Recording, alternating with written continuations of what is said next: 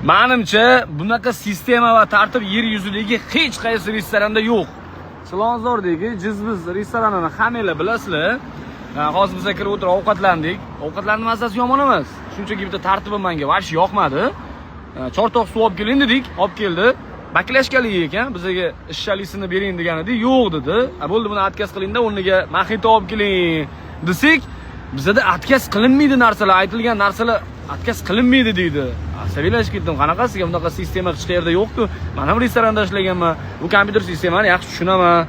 Yaxshidan bo'lib ishlaganman. Bo'lishi mumkin emas desam, yo'q, bizda tartib shunaqa deydi. Mayli, hamma restoranning o'zining qadriyati bor, lekin mijozlar uchun bunaqa tartib va sistema menimcha noto'g'ri deb o'ylayman. Sizlar qanaqa fikrdasizlar? Aytilgan narsa u og'zi ochilmagan bo'lsa, ichilmagan bo'lsa, отказ qiling desangiz, отказ qilish mumkin emas desa, u qanaqa sizlar kelgan bo'larmidinglar shunaqa joyga?